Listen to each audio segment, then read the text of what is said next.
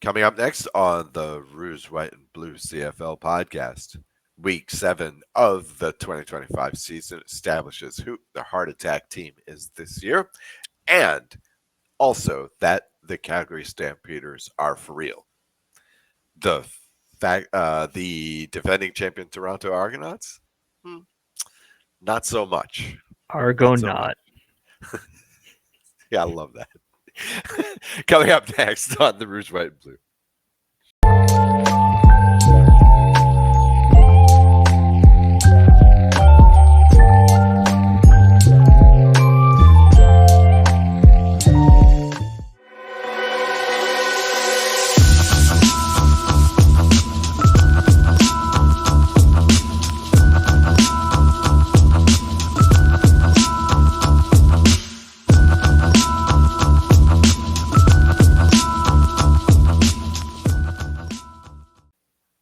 Hello and welcome to the now technological problem-free episode of the Rouge, White, and Blue. My name is Oz Davis. I'll be the co-host of the show. And joining me, as always, is my co-host, Joe Bridger. Joe, I ask it every week, but this week, I also ask, dare I ask, how are you? Well, mixed feelings, but I mean, we're here, we're talking football. Life could be worse. Mixed feelings. Yeah, okay. Yep, that's right. Always look on the bright side of life, as was famously said. Um, Okay, so before we get into the games, I wanted you to talk about this Winnipeg Blue Bombers news, as you prefer to call it, rather than CFL news, sort of peripheral news. I guess I don't know where to start on this one. Perhaps like, what is a comic strip? You're old enough to know what they are. I'm old enough to Yeah, know what they yeah. are. Uh, the kids will just have to Google it.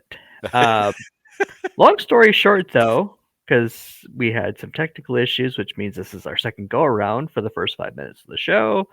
Long story short is the Winnipeg Blue Bombers are going to be splashed across newspapers all across North America for the next month. They'll be on the comic strip page. Uh, the comic strip Crankshaft will be doing an arc about the characters going to Winnipeg to go see a Winnipeg Blue Bombers football game because the author of Crankshaft happened to fall in love with the Winnipeg Blue Bombers after watching them on TV in 2011 during the NFL lockout, and just now he's all in. He actually made his first game last year live in Winnipeg and decided to turn it into an arc in his comic strip. So lots to look forward to for that for Winnipeg Blue Bombers fans. Where does the author live? Ohio, I believe. Okay. Oh, right. Yeah, the comic strip is set in Ohio. Okay, now I just want to go off on a quick tangent here. Okay, as someone who read Funky Winkerbean, of which Crankshaft apparently is a spinoff in the '80s. Okay, um, what is this Crankshaft? Who is this character? Do you know? So my Like, understanding is that Ed Crankshaft was the bus driver in Funky Winkerbean, and they okay, decided to make a comic based off around him and his family. Um, and the part I know most about, because for some reason I tend to focus on things Winnipeg Blue Bombers, is that the son in the comic strip has been wearing Winnipeg Blue Bombers gear for some time. mhm. Matter of fact, that caught the attention of the Bombers back when he first started doing it, and they sent the author a crankshaft jersey. This must have been Oh like wow, 2013-ish range sometime because it was wow, like 2 or 3 years where they wore um, the darker blue stylish right, with the gold on the shoulders and a bunch of stripes right. and such. It was right before they went back to the classic look. Classic. Yeah. Wow. Okay. All right. So you can. This is completely free for anybody who doesn't read, you know, dead tree news printed on dead trees. Online at gocomics.com/crankshaft if you want to go straight to the page. It's just a two-panel strip, I guess. That's another thing that's changed since the old days. Um, you can catch it there. Oh, and also there's a big detailed article in the Winnipeg Free Press, right? Now, is Yeah. that freep.com? Is it that I free think press? no, I don't believe Okay. so. I think it's all a Winnipeg Free Press.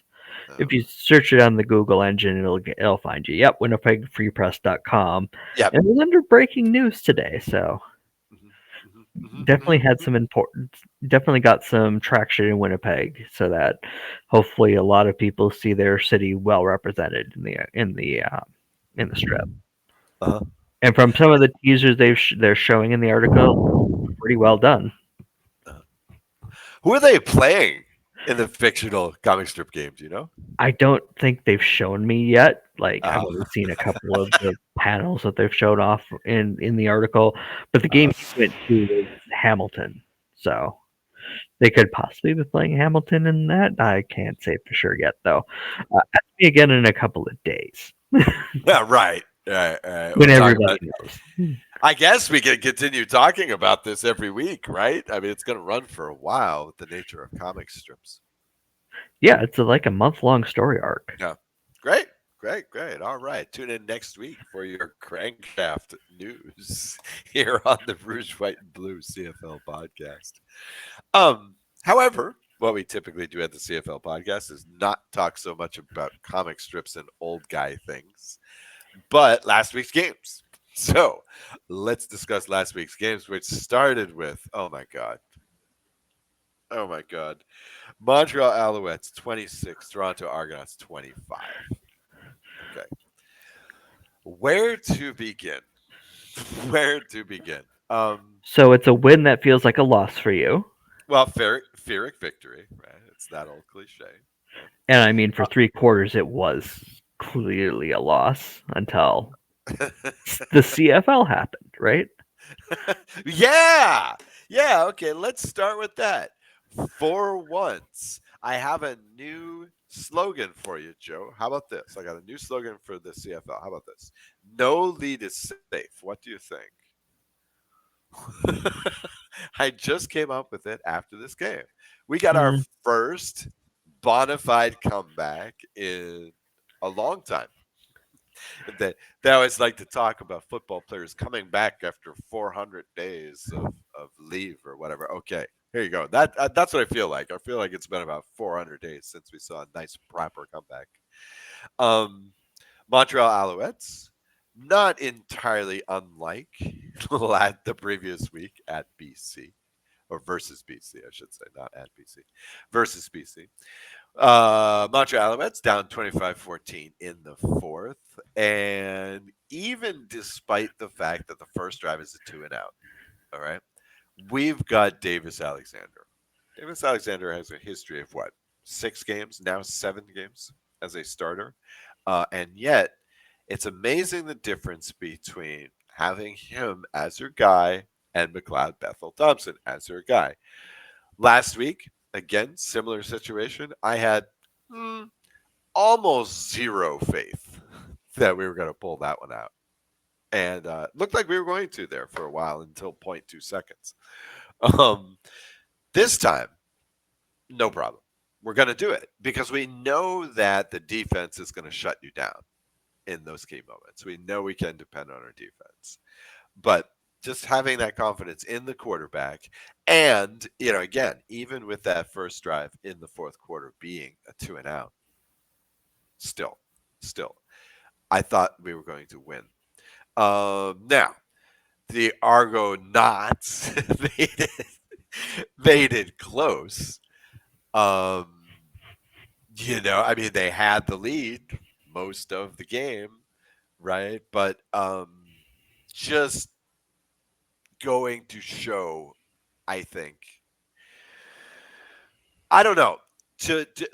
Let's talk about the Alouettes first. Okay, so were you watching this game, Joe? And did you think the Alouettes are going to pull this out? Because again, we haven't seen a comeback in the CFL in a while. No, I didn't think they Really? had it in them. No, not the way they Really? had played the first 3 quarters. I thought they were just Mhm, spinning their wheels. mhm, mhm, mhm, mhm. Yeah.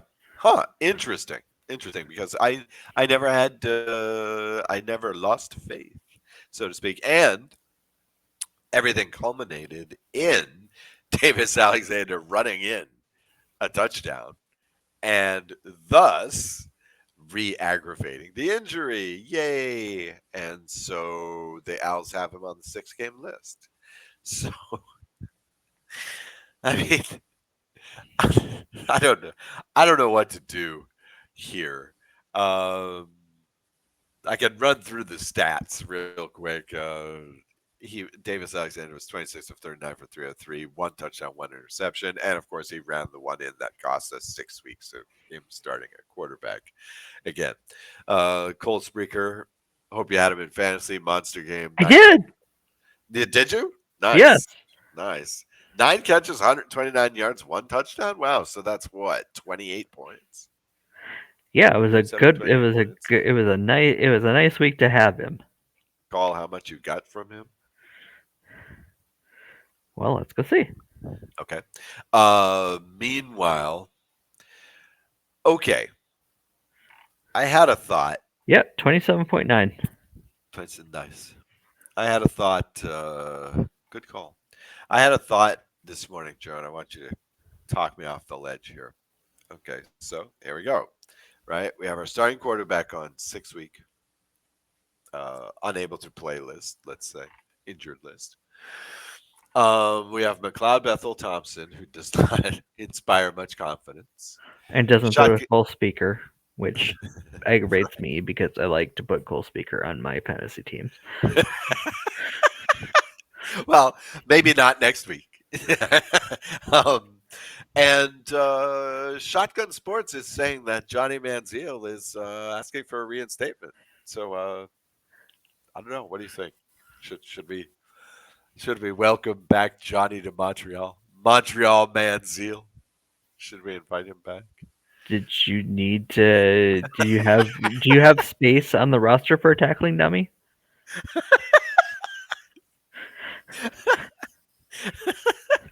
I don't know. I don't know. This is how doom and gloom I am about McLeod Bethel Thompson. Now it's nice that apparently we're getting Sean Lemon back in a couple of weeks. We won't have him back next week, right? But so that's a plus. But I mean, we've seen this season defense can't win you games. Not necessarily. I mean, You have to have on some go offense behind that. But going back to right. Sean Lemon for a moment, him coming Yeah. back means I have a shot at getting a jersey for him, right? Because my wife likes to throw lemon parties. We had our second annual lemon party a couple of weeks ago, and I'm like, you Uh, know what? It'd be great if I had some Sean Lemon gear to wear to this because I don't exactly have a lot of yellow gear or lemons or anything. uh, That'd have been a great thing to have. Well, now I have a chance to go get it now, don't I? uh. So for Okay. the third Now, annual party, hopefully I have a Sean Lemon gear to wear to it. nice. I like it. Okay, but wait a minute, wait a minute, wait a minute. Maybe I've been outside of America for too long, though I doubt it because I really haven't. But what is a lemon party? Promise you, I've never heard of this. So my wife traveled to Italy last April, I believe. And Okay, with the southern part of okay, Italy, right. lots of lemons. That's Oh kind yes. of what they like to do down there. Ever since our back deck and our house has been accumulating lemons all over the place. Like the back deck is lemon themed. The kitchen is now starting to trend toward lemon themed. Like the salt and pepper shakers are lemons. The napkins are lemons. You know, it's her thing. I And can't really complain because I have mine too, right? Uh, right. so uh, so back deck party barbecue for the family. It's just like Nice. okay, it's a lemon party, and then you get just some lemonade and a few other lemon themed drinks, and there you go. Lemon themed drinks. Let's talk about that because just yesterday I was speaking with someone who went to Italy and was talking about how, um, you know, everything was lemon. Uh-huh. And I will say this: anyone who has never been to Italy or who has never heard of it, go and try yourself some limoncello. Hmm. Right? Oh my god! Oh my god! This stuff is a revelation. It's Oh, she had it every night when she was over there. Yes. Oh my god! Oh my god! It is one of the tastiest things you'll ever drink. It's an alcoholic drink, where more or less they ferment basically the whole lemon, right? You're not just like squeezing out the juice and fermenting that, or the pulp and fermenting that. You're taking basically, you're peeling it, you're taking a whole lemon and just making it into alcohol. So the result is this very, it's almost like a yogurt. It's almost like drinking a lassi. It's this very thick, lemony drink. Oh my god, it's so my God, it's so good. It's scary good because it's also got alcohol in it, and not an insubstantial amount of alcohol either. So, so drink responsibly, but do try limoncello for sure. This is some great stuff. Okay, the lemon party. I'm sorry, I'm nowhere near your area because that would be fun. Do you barbecue lemons? No, that was there's a limitation to that, but there was, chicken kebabs and burgers, and it was a typical barbecue, Nice. except that the drinks and the decor were lemon. Right. And you had to wear So yellow. I didn't, but I was the one grilling, so I was exempted from that. Also, I didn't have anything that really fit, so it didn't. So now I'm going to try to obey the letter of the law, if not the Okay. spirit, and have something with Sean Lemon's name on it for Dude, my lemon party. all right. That would be awesome. That would be awesome. We would appreciate that because in Montreal, or for Montreal fans, all we're going to be looking at is the defense for the next 6 weeks, apparently. Now, who do we have? Who do we have? Let's see. All right. Next week, of course, we're at Calgary. That Sorry. sounds like a winner. That sounds like a winner. Home Okay. against Saskatchewan, home Okay. against Edmonton, at BC, home against Winnipeg. Bye. Okay. And by then, hopefully, he's off the list. You're right. Yeah, for at home against Hamilton in week 14. Jesus. We're already having to talk about week 14. That would be 6 games. That would be 6 games. That would be 7 weeks with 6 games. So, damn. Wow. Well, so there you go. How do I feel, Joe? I also have mixed feelings. Happily for me, the for Alouettes fans, the Red Blacks and Argonauts are have dug themselves a massive, massive hole. The Owls are 2-0 against Toronto this season. So there's little fear of us falling into fourth, I think, at this point. So at least that's a positive. Always look on the bright side of life, right? Uh, Toronto is now pretty much in a massive hole. I mean, yes, Winnipeg started the season 2-6 last year, but I don't believe that the 2025 Toronto Argonauts are the 2024 Winnipeg Blue Bombers. Do you, Joe? No, no, I don't. Okay. All right. So, not much to say about the Argos. I was looking at this in preparation for the show, though, and I did feel that this particular stat line was quite emblematic of, I don't know, just how, because again, Toronto is leading this whole game, but never convinced. I was never convinced. I was never, it didn't seem like they ever had a convincing lead. They couldn't do anything about actually putting the Owls away. But on offense, okay, so yeah, the stat line I was looking at was not Deontay McMahon. It's Kevin Mita. Kevin Mita. Okay, the leading receiver in this game.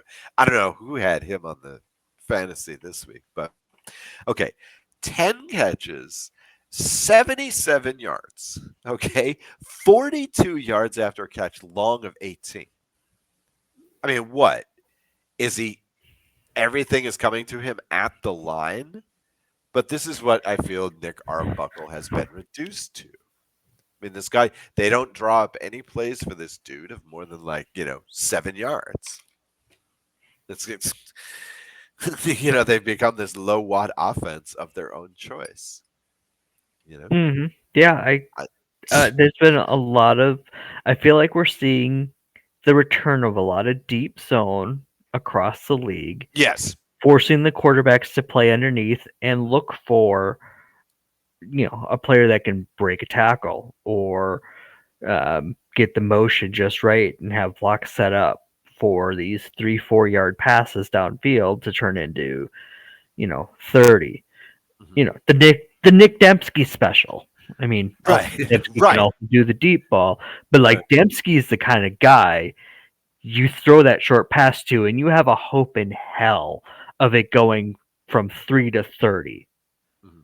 And a lot of these receivers don't have that kind of maneuverability.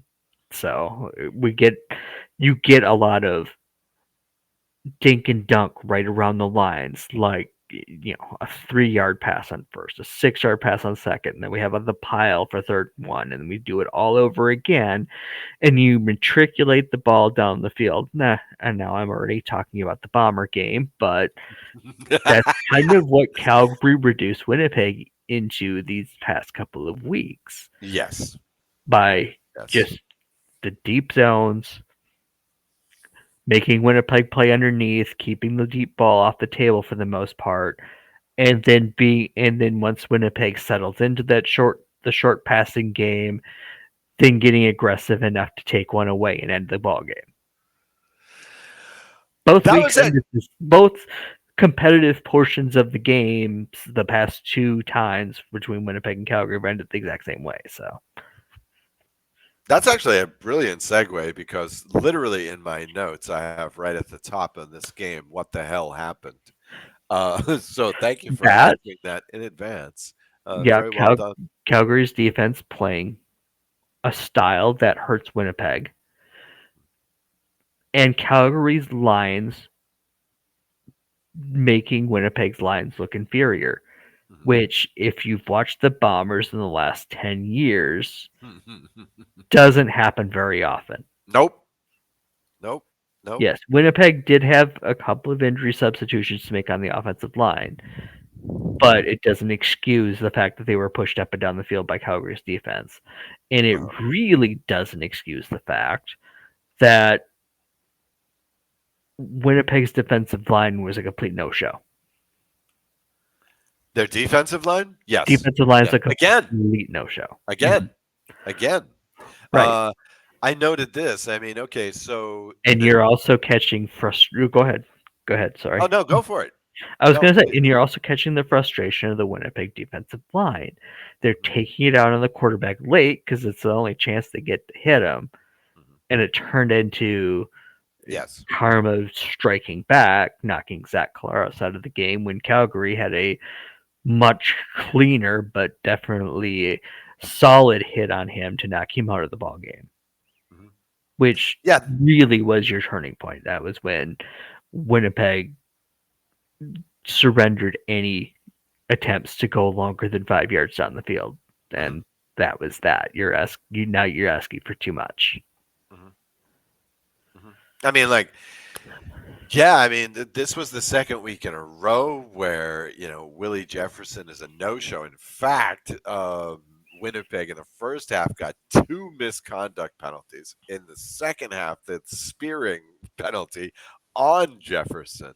I mean, The one time I even knew he was in the game, right, right, which, exactly, just like given last. how dominant he's been, Right. even into the end of last season, is kind of telling me that yeah, there's something not right anymore here. Yep.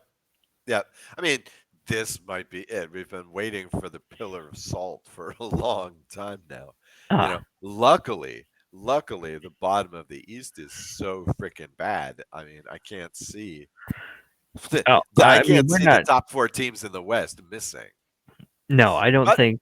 I don't think Winnipeg's in any danger of missing the playoffs, no, but they're in danger of losing a playoff game before the Grey Cup for the first time since 2018. Like more danger than they've been in the last 5 years, really. Yeah, yeah, yeah. Since COVID. Yeah, really. um, yeah, yeah. Honestly, yeah, yeah. Mhm, mhm. Yeah. On the other hand, is this the year we get the all Western final? Okay, No, so because that would require BC to be more than they are. yeah, that's true. That's true, which we will also talk about very quickly. Um, okay, so we talked about some of the reasons for the loss. Okay, now of course in the last time these two teams met, it's weird. This is what? How would you call this? A home and home sandwich for Winnipeg?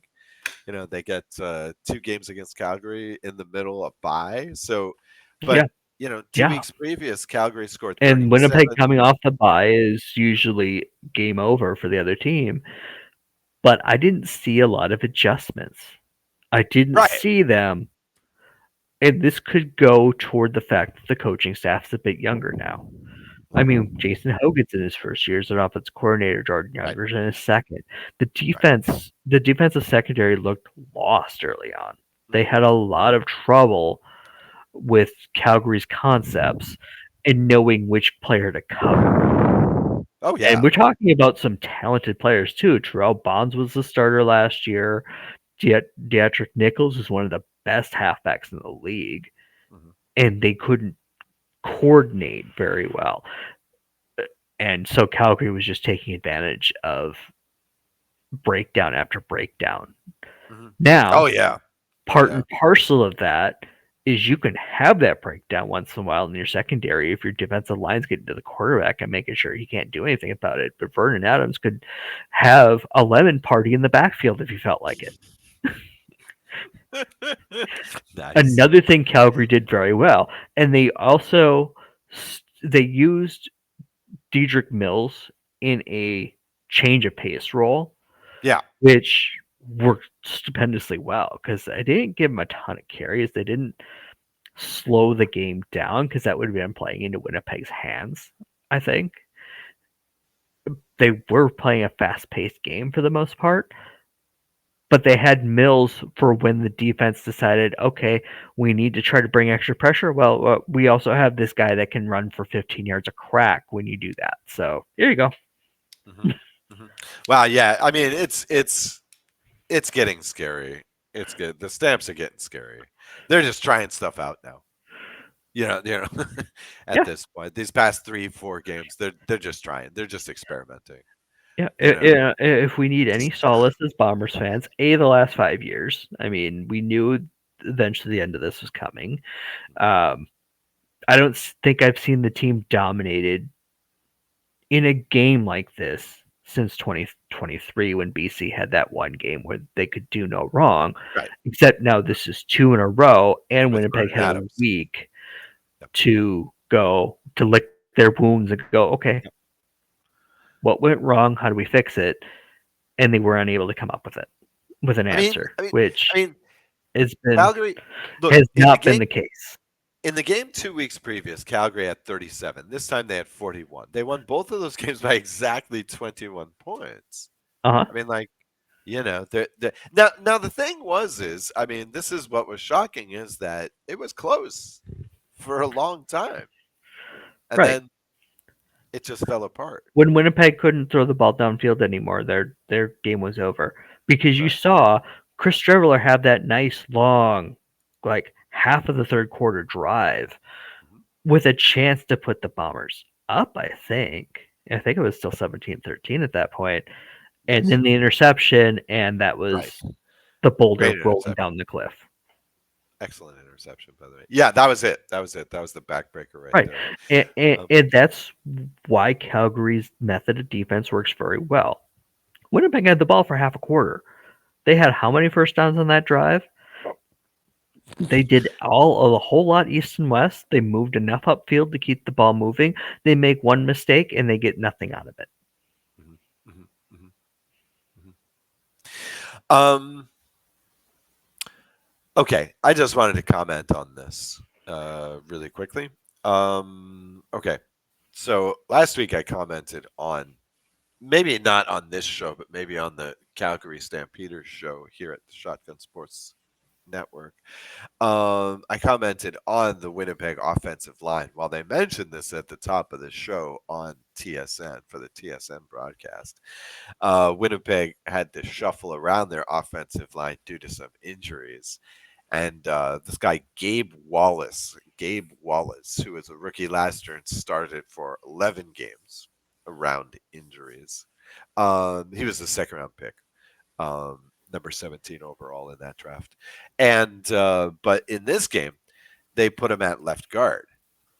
And sure enough, more or less right after Chris Traveler came into the game, Clarence Hicks just blew right past him and got the sack. Gabe Wallace and got the sack off Gabe Wallace. So, and that was one that essentially took Winnipeg out of scoring range, right? So that was one that took them from being in that field goal area to not being in that field goal area. So that would be something to watch for Winnipeg going forward too, is the construction of this line because apparently they're having issues. So, and again, also a staple of those Winnipeg teams over the past 5, 6 years, and a staple of really all successful gridiron football teams. Let's be serious. All right. So moving on. Now, maybe I should start by asking this, Joe, about Saskatchewan Roughriders 33, BC Lions 27. Is okay. So, which team are you more scared of right now? Calgary. Calgary? Really? Yeah. Not the Riders. Ooh, Well, fearless. the Bombers haven't seen the Riders, right? They don't Right. see them until Oh, okay. later. Uh, Yeah.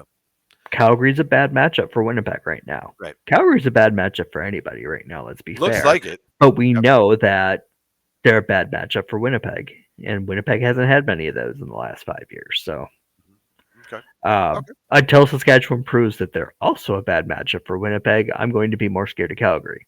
Okay. So it's like PTSD thing, basically. It's like Well, traumatic we experience. have proof that what Calgary does makes it hard for Winnipeg to be successful. Mhm.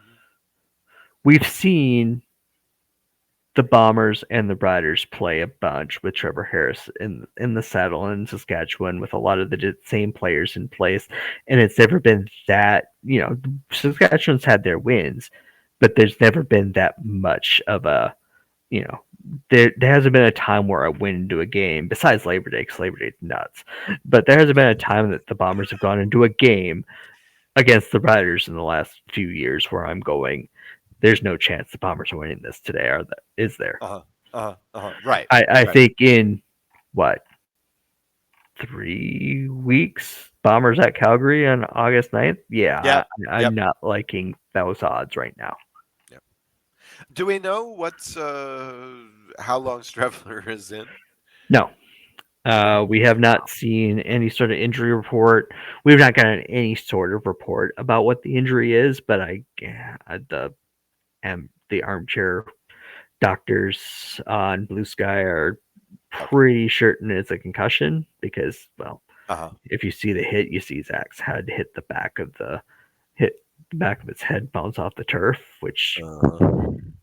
I mean, for anybody, that's a scary thought. But then when you consider that Zach's had a few concussions in his career that have been pretty major, Uh-huh. yeah, you worry about that. Although honestly, before I saw the replay of the hit, you'd seen Zach sitting up and like it looked like it just had the wind knocked out because you saw the hit was like right in the ribs. It's like, oh, did his wind get knocked out? Oh no, that was his head, wasn't it? Right. Right. Right. Right. Wow. Yeah, the starting quarterbacks are going down right Oh now. yeah, Okay, so on that Saskatchewan BC game. Okay, so as a gambler, cautionary tale, but it won't do me any good because you will forget about it like I always do constantly. Okay, so the week started with Saskatchewan favorites by a point and a half. Okay, by kickoff, this had flipped all the way to BC -3, -3.5. Okay. Why? Because we oversold ourselves on BC torching Edmonton last week. Okay. Mm. Saskatchewan took care of that right away. Why? Because Saskatchewan is a good team, you know. Really did not let Butler do anything like Edmonton did. BC last week, the previous week, I should say, against the Elks, won the time of possession? I think it was 41.5 to 28.5. Well, this week it was 35 3/4 to 24 1/4 against BC, right? Saskatchewan has a proper shutdown defense. Um, but this game, as we've been saying a lot lately, it seems like was not even this close. I mean, this was all Saskatchewan. Saskatchewan started 10 to nothing in the first quarter, got it up to 20 to 8. They were up 33 to 11 at one point in the third. And this is without the Riders. The Riders are short. They're playing without Schaefer Baker. They're playing without Mario Alford, who is still as much awesomeness as we've seen from special teams this season across the league. Alford is still best. He's still number one out there. But he wasn't playing. And, BC just never really threatened. Um, what I mean, okay. What would you rather talk? Well, I know what you'd rather talk about, Joe. But what do you put this more to? Is this a Riders win or is this a BC loss? I'd like to It's ask a that. Riders win because they going on the road against anybody is a tough deal. And they had to play well. Like Nathan Rourke was just trying to drag the rest of the Lions with him because Nathan Rourke is uh, again both simultaneously underrated and overrated by everybody right now. I feel like, right? I think I said this last week too. It's like, Like we still have visions of 2022 Nathan Rourke where like right, everything he touched turned to gold. right. We also see last year's Nathan Rourke and go, okay, which one is the real one? It's like the answer is somewhere in between, but the question is that answer, you know, where's that answer on the scale? I think it's a little bit higher than in between. Honestly, I think it's not like the 2022 team was just like locked in when he was playing quarterback for them, but I think he's a really good quarterback.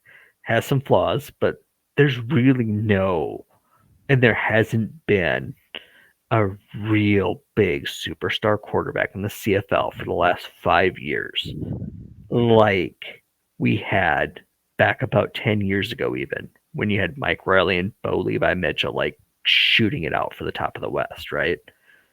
Like I put those two higher than what we've had in the last 5 years. Oh yeah, And sure. I might be trying to like overcompensating and trying not to be a homer by not having Zach up there, by not having Trevor Harris up there, but really, if you go look at the last few years, who have been the champion quarterbacks? Like Chad Kelly in relief, Cody Cody Fajardo. Fajardo, and he's a backup like 2 years afterwards. Right. And last year it was some mostly Chad Kelly until you get to the East Final, and he Right. had to pick up his team off the ground like Right. mid-season and get them there, and then he was too hurt to be able to he hasn't even played since, honestly. But Right. who is so you can't really look at who's been winning the Grey Cup as, hey, who's your best quarterbacks in the league? Right. The stats are, we know Trevor Harris is a good stats accumulator. He's really Well, good yeah. technically wise. He hasn't led a team to a championship yet, but Nope. of course, I mean, Winnipeg's been in the West the last 5. And I mean, Now this is his best chance this year, it is. at least to date. I mean, Yeah. maybe it will be better in the But, future. but like I'm just sitting here going, You could maybe put VA close to the top to the in this conversation too, but he kind of strikes me more. VA strikes me more as the Henry Burris type, Of course. right? Where Totally. the ceiling is super high, the Yep. floor is a little bit lower than you'd like to be the top of the top tier quarterback. I just feel like they're missing,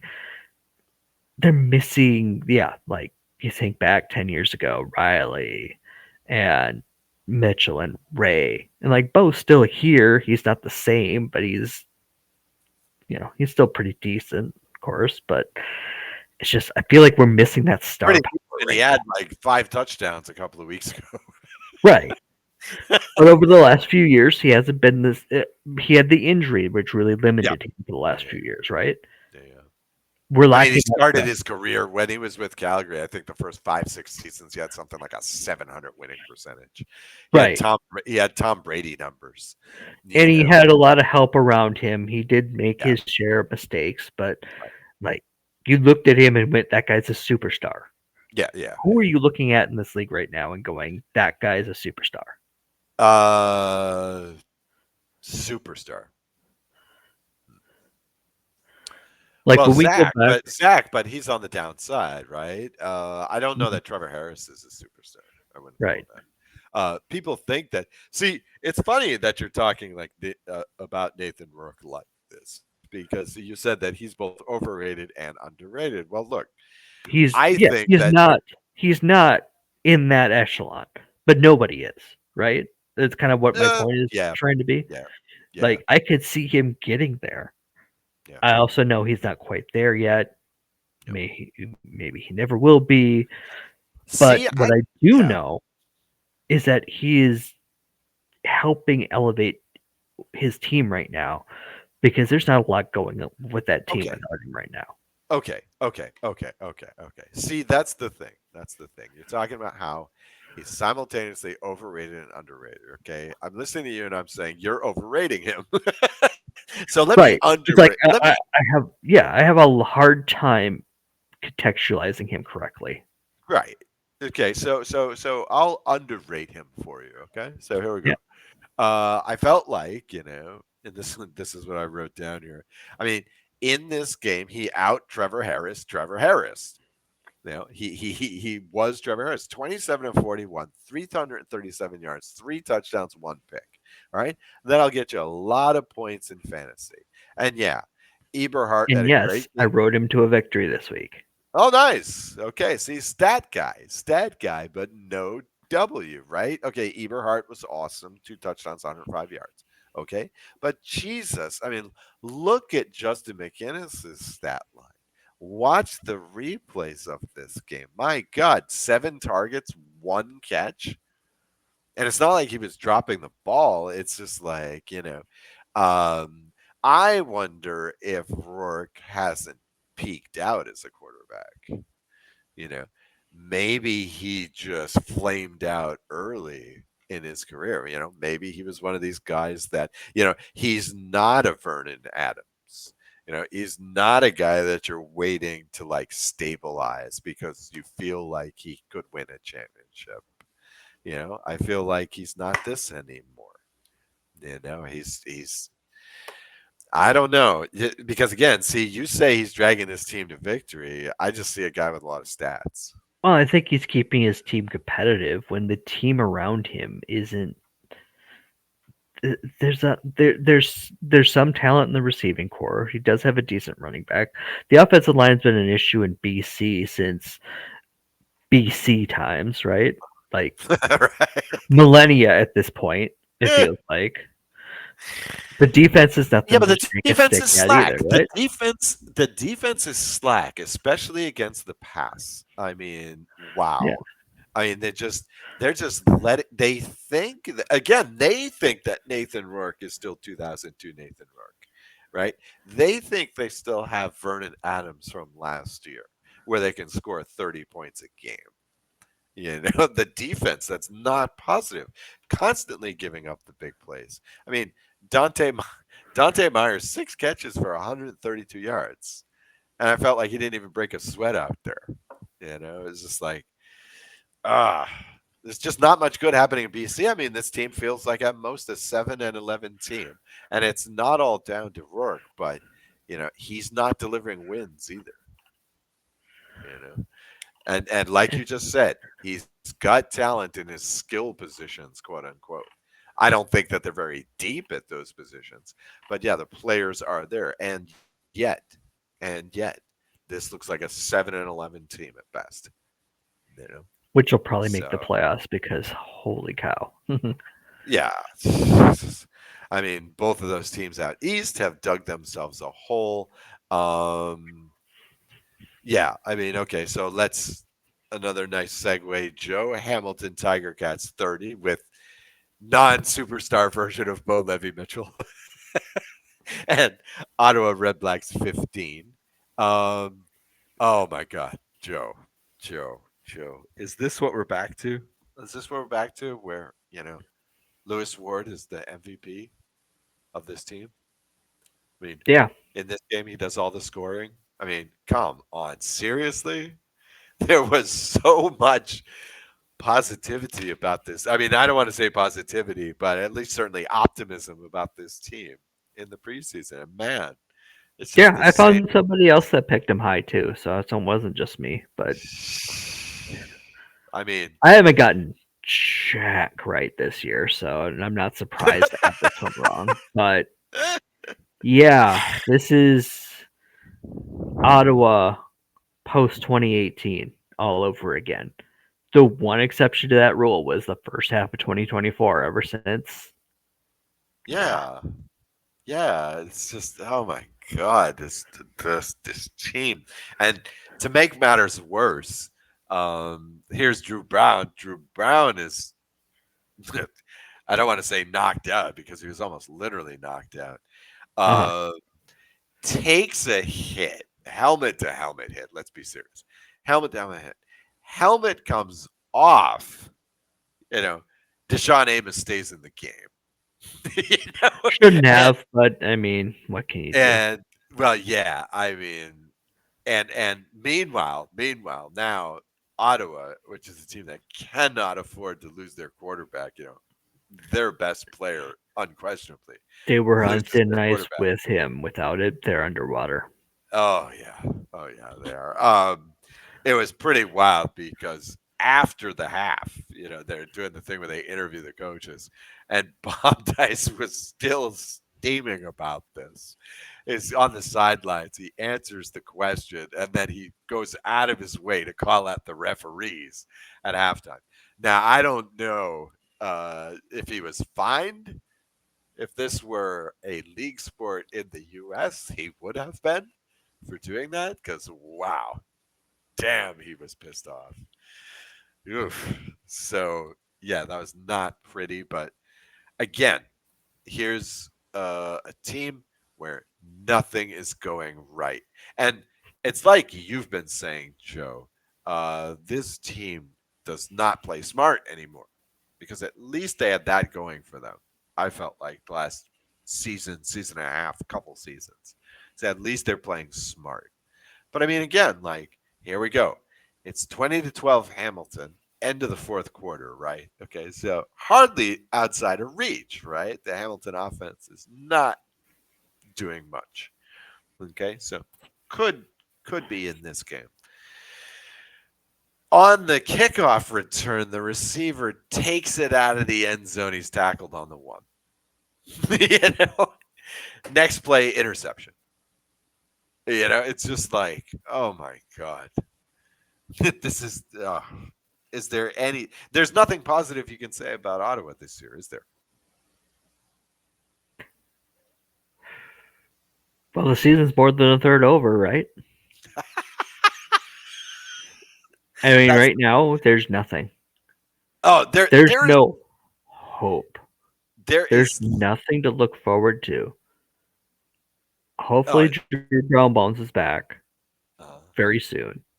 uh, Hopefully, he plays the way he did last season, and they could put up some victories at some point. But without him, no, there's nothing. Justin Crum was a one-hit wonder 3 years ago. that still somehow has a recording contract. Like how, right? Uh, there's nobody else. Like there's no like they will not play Tyree Adams for some reason. So why have him around anymore? Mhm. Like, and you have a team that's 1-6, going absolutely nowhere. Your attendance is down to 15K this week. Like, Wow. what are you doing Can't be here? surprised. Can't be surprised. Um, okay, Joe, let me ask you this one. Did you have Justin Hardy this week? I did not. I haven't played him Okay. much because Drew Brown has been in the lineup very often. Yeah. Usually a fantasy darling, but wow, this week not so much. I guess they won't be starting Justin Hardy at quarterback, but for one play, they attempted the double pass trick play. Justin Hardy tried to get it to Geno Lewis, but unfortunately, Geno Lewis crossed into his zone, and Destin Talbert gets the pick there. And I mean, okay, and so because of this, Justin Hardy ends the game with like 8 fantasy points. So, I mean, literally, there's nothing there except Lewis Ward. Lewis Ward, who is the top kicker in the league at 19 successful field goals. Jose Maltos is second with 18, and Mark Leggio is third with 15. So maybe this is something that the East can, that the Eastern teams can look forward to for the rest of the season. So So watching what you're this saying is we exciting should split the competition. East off into a separate league called the Canadian Field Goal League? Yeah, maybe we should take up, Aussie rules football with these 3, 4 teams. Hamilton with this win is back on top of the East, and right now this is the only team in the East with its proper starting quarterback. So, I mean, this is turning into a nightmare, Joe. This And is. he's learned and he's figured out really quickly that hey, Kenny Lawler's kind of good. Mhm. Oh yeah, oh yeah. Well, I mean, Bo Levy Mitchell to Kenny Lawler is the number one battery in the CFL right now. I think Hmm. that's indisputable. Even if everybody in the East were playing at full capacity, um, that's I the mean, best Kenny Lawler combination. might make some of the Ottawa quarterbacks look good right now. Yeah. Like he's been that good. Well, Well, I mean that's the thing. Okay, you talked about the zone defense that Calgary was playing. This umbrella zone, basically. You know, and this is happening a lot this year. I think this is very trendy Coaches across like to the be league. conservative Right. and not be criticized. So like that's an easy thing for them to do, right? Right. But with a dude like Lawler is the prototypical deep threat. I mean, and Bo can chuck it again. Uh huh. Bo can sling that thing. I mean, I was looking at Vernon Adams. Vernon Adams had a couple of beauties in that Calgary game, where again it's just flick of the wrist and it's 50 yards downfield, Oh, and he's right? got a nice target in Alfred too.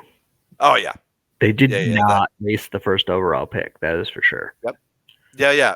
I wanted to comment on this as well. First overall pick. He only had, believe it or not, because it seemed like he was everywhere in this game. He only had 2 catches, both for touchdowns. One on a long strike, one not so long. And Had one where hit the it. defender just fell on his face Yeah. because that's the way the whole night went. Uh-huh. And yeah, so but Bo, I mean, Bo has that arm. So I'm not sure that he would look good on Ottawa, for example, because again, it's the battery that's the combination there. Oh yeah, So yeah. Bo and Lawler are going to be far better than that. But I was just saying it might actually help an Ottawa quarterback look good for once, right? now he could take the top off the defense, as they say. All right, let's go to next week's games here. Let's see. I have the odds. All right, so we start with Never tell me the odds. yeah. I'm sorry, I have to this week. Uh, Montreal. Oh, by the way, speaking of this Montreal game, are the Horns back? The Horns are back, aren't they? I'm sure that they enforced it for like a week or two, and now they don't care Okay. anymore. Okay. All right. Yeah, because that's what I was thinking. Man, the horns were in evidence there. It was great. It was great. I was just wondering if people were just saying, "Nah, screw it." You know, screw it. We don't care. They can't arrest us all, right? If we all have these things. Uh, okay. So glad to hear that was back at Your least. That choice, there's Montreal. Empty stadium or horns? Let's see. right. I like money. Let's have horns. Exactly. Exactly. All right. So, first game is Montreal at Calgary. So, no horns this week. Instead, we'll have lots of quick six, I'm sure. 5.5 point favorites are Calgary. No, 5.5 point far favorites. higher. I'm taking Wow. Calgary. You think they're going to blow them out? Wow, I Joe. don't think McLeod Bethel Thompson, like if Zach Oh, had that much trouble 2 weeks in a row against that defense, God. no. McLeod Bethel Thompson's not going to have much fun either. He just deflates this team. He He just. does. And you needed your backup to you need your backup to keep the ship afloat, not sink it, right?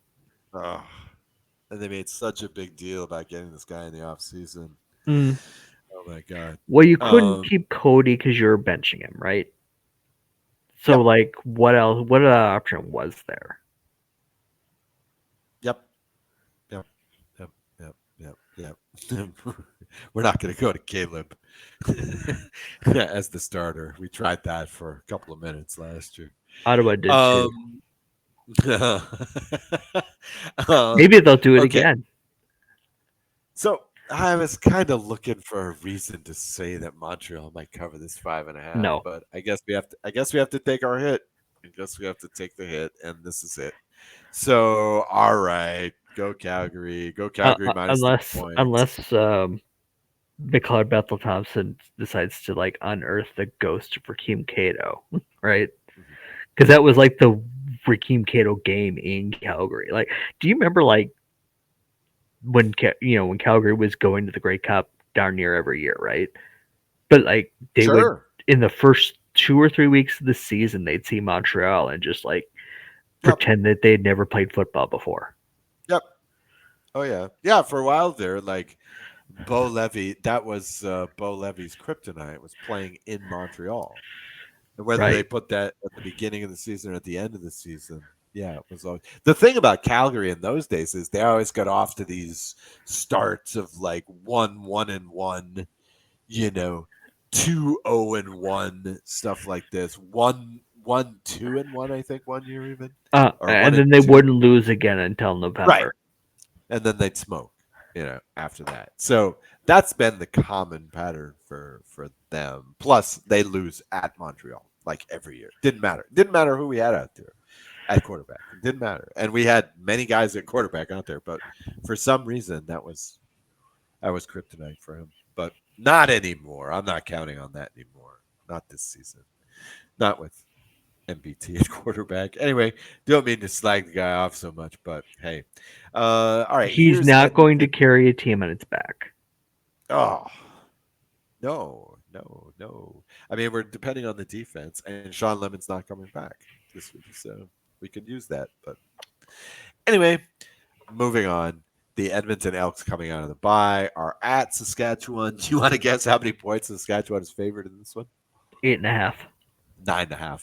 Okay, Nine and a not half bad. points for Saskatchewan. I don't know. I guess there's a question of whether Edmonton can keep this close. There's also a question for me of how soon they're going to bring in Cody Fajardo. Um, Okay, well and let's hold off on that. You know okay, why? why? Because Trey Ford had grew the first 4 games of the season and had one stinker. And now everybody's talking about, oh, when's Cody coming in? The whole point of riding Trey Ford through Labor Day Uh-huh. and not touching the Cody button beyond getting Trey out of a game where he clearly didn't have it. Right. That's what you have Cody for. Ride Trey till Labor Day so you know what you have. He can go through the ups and the downs without having to look over his shoulder and go, oh, that guy's won a Grey Cup, I might want to. I might not want to screw up this drive at 2 and out again. No, no, no.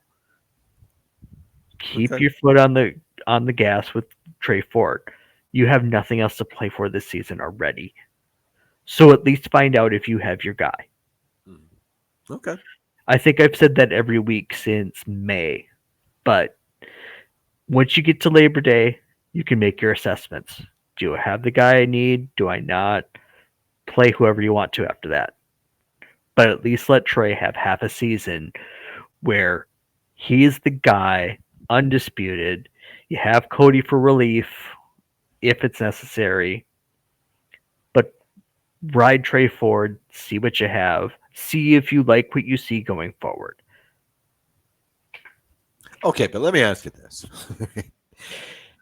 Is Saskatchewan going to win this game by 10 points You know or what? more? Edmonton's going to backdoor cover. Okay. Okay. All Backdoor right. too. Like they'll put up 14 in the fourth with Saskatchewan up like 33-9 or something going into the fourth. And then touchdown, That touchdown, 16. field goal. Right, right. Wow. Wow. Oh, They look, turned into a Edmonton's lining up for an onside kick with right. with 8 seconds to go, and I mean, they're not going to win the game, but Uh, you could see something like that where okay, you just try to play the prevent defense. He picks it apart for a few drives, and all of a sudden Edmonton's covered the spread because that's how these things work, and this is why I don't put money on any of this. right. Not Right. that I've been smart about anything. Hey, I did go 3-1 last week. Yeah. Nice. Yeah. I'll Yeah. take. I Well, have to take my victories where I get them because I am not getting very many this year. I bet. Yeah. Well, Pick'em is Pick'em, man. Pick'em is that game is evil. That I should be so usually easy. I usually bet about 60% easy, 65% somewhere in there, but not Uh, this year. oh. You I'm have in. your random 0-4 week, or your Yep. a couple of 2-2s. You have a Yep. couple 4-0s. Yep. But if you can ride 3-1 for the most part, you're usually pretty Right. good. And Right. I think this is my first or second 3-1 the whole season. So But I can't. I can't. I'm in coin flip territory. I'd be lucky if I get 52, 53% these years. um, at least I got Montreal last week. I wouldn't have gotten them if I had bet on them against the spread at any point. All right, now here's a weird one for you. Winnipeg at Toronto, for whom nothing is going right, but played Montreal close last week. Winnipeg has seen nothing but blowouts for 3 weeks. So Winnipeg, 2.5 point favorite. oh, I Just, nailed that. just is that what you got? Yeah. Yeah, I was gonna say 2.5 if you had asked me. Yeah, Okay. All right. So upset possibilities.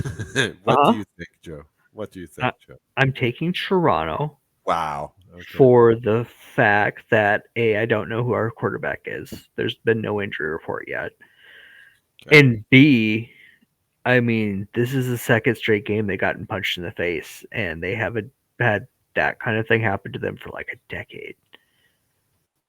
Like, how do they respond? Mhm. How do the young coaches get them to go where they need to go on this? And Toronto's been overdue for a win, Yeah. and Yeah. it's in Toronto. Winnipeg doesn't play well in Toronto. It's just one of those things, like you were mentioning, well, like we've been talking about with Montreal and Calgary and such. It just feels like the recipe is there for Zach not to play, Stravler to struggle, one or two stupid things happen, and all of a sudden Toronto's pulling away with a victory Mhm. Mhm. and Mhm. handily, Mhm. because there's no the problem with a Chris Stravler led offense, even when and he does a lot better when they know he's going to start because the game plan reasonably well for Stravler when he's the starter. because they know his limitations, they know what he's good at. They don't really react well when he comes in the when he comes in when Zach goes down. It's like they can't adjust the game plan fast enough. Yeah. They plan well for Strebler, Mhm. but there's just no explosiveness in that offense. They have to play the long game, and that means they have to play mistake free, and they're not playing well enough to play mistake free right now. Okay. Uh, yeah, yeah. I think I'm going to go Toronto too. But then, I mean, if you're telling me that they're going to keep this close, that's scary. That's scary. On the other hand, this could be a case of the numbers balancing out. Toronto is not going to be a 2-16 team. As poorly as they are playing, they won't be that bad, and that's what the numbers would suggest right now. So, might just go with them just out of pure mathematics. Might just go with Kind of where them. I'm at too. It's like they're too far on the Yeah, scales down. yeah, It should be. yeah. That should balance out. So Toronto, especially if you're putting money on this, but you might want to put a little bit of money on the Toronto money line because you can still get above even odds on that. So why not? But then again, I had BC last week. So okay. Hamilton at BC. All right. What do you put this one at? Who's the favorite and what's the line? Hamilton at I'm BC. feeling strange about this one because I feel like they're going to do the same thing I do with Nathan Rourke and just failed to contextualize him properly. I want to say BC -2. Okay. BC minus 3.5. I see Okay. some other places have it at 3. So 3 or 3.5. Uh I'm a little bit surprised by that, but I would be shocked if the book was overestimating BC twice in a row. Plus, I would really love to see Hamilton lose. I guess you can make the argument for the West Coast thing. I don't like to because I don't really believe. I think the technology is good enough. I think people are smart enough to It's over. also a 4 p.m. start in Vancouver, right? And a Yeah, 7 p.m. start in Hamilton. yeah, It yeah. was different when BC's home game started at 7. Right, And they tend not to these days. right. Unless they grab a random Thursday or Friday, which they usually don't. BC's been well taken care of by the league Yes. because they needed the help, to be fair. Yeah, yeah. And Well, they're trying to that's what foster that it that fan base. Fans yeah, will and it was come an if ask that they continually made, and they finally, like the league finally, like Winnipeg's home games always start at 7:30 because just the way the traffic flows in that town makes a 7 o'clock right. game on a weekday a nightmare. No, it's ridiculous. 7:30, it's just enough to make it better, and it's something they've been doing ever since I can remember. Mhm, mhm, BC does so much better on the weekends. Most mhm. places do, but in BC the difference is stark. Yeah. So The it's stadium the stadium is not conveniently located, and Vancouver does not have a great reputation for being a great sports town. I mean, they're the last city to lose an NBA team, so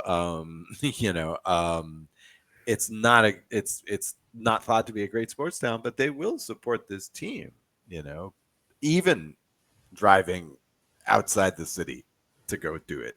They will, but you can't do it on the weekdays. People are busy. People are busy. Even yep. on the West Coast, people are busy. So Nope. The you can't. the league's been doing well for BC schedule wise, and I'm glad for it because it's Yeah, been a success story. they should. This game will Should. not be a success story for BC though, because Hamilton's playing well right now, Okay. and really you're not going to have the time differential. It always felt like Hamilton was playing at a 10 o'clock Hamilton start, right? Mhm. When they were struggling for years to win in Right. BC. Right. With that not being an issue anymore, I'm not all that worried about it. I think Hamilton wins this one. I think they have too much firepower right now for a BC defense who we both agree Yeah. just doesn't see, it isn't one of the better. It's not terrible. We're not talking about it as like a turnstile or anything, but it's just not one you think about. And when you think about the league's best defenses, No, and Hamilton's offense is hot, so I'm going to ride they're that giving hand. up. They're giving up too many points. And again, don't forget BC, and this is another question for Rourke. BC is -10 still on that turnover differential. Again, way ahead of the rest of the league. And the thing is, like, this defense is giving up too many points if you're going to be and they're not getting the turnovers. They're not. They're not. And Rourke's offense is giving up too many turnovers. It's a bad combination for. I can't think of too many teams against which BC will look good, except for Edmonton. Probably And Ottawa. Toronto and Ottawa, Yeah, maybe when they mostly come down. Ottawa. I don't know. Toronto. If Toronto were at BC this week, you'd be taking Toronto, wouldn't you? I'd be thinking about it for sure. I would think Absolutely. about it, but given it was a road game for a team that's won one game all season, I'd go BC. Mhm. I'd go. I'll tell you what. This week, I was determined to take whoever you didn't take in this game. So I guess technically I'll go BC, but there's no way I would put money on that. I may yet flip on Pick'em. So don't listen to me. Listen to Joe on this one. Hamilton might be the better pick. But I'll tell you what. I think the tip of this game is take Lawler on your fantasy team. Playing on that surface in BC, he's going to run like a gazelle against this BC offense. So I would not be surprised if he got a couple of touchdowns, if he got at least 130 yards receiving. So take Lawler. For what little I know, take Lawler on your fantasy team. Um okay. I guess we can wrap it there. You don't have anything else, Joe? Again, Nope, just go buy a newspaper. yeah, go comics. GoComics.com for the exciting adventures of Crank Shaft going to the Winnipeg Blue Bombers game, presumably against the Hamilton Tiger Cats. I wonder if Bo Levy is going to be a character in the strip. See, that would be, or Zach, that would be an interesting ploy. But in any case, let's get out of here. For my co-host Joe Pritchard, my name is Oz Davis. This has been the Rouge, White, and Blue CFL podcast. Enjoy the games this week, and we will talk to you next week.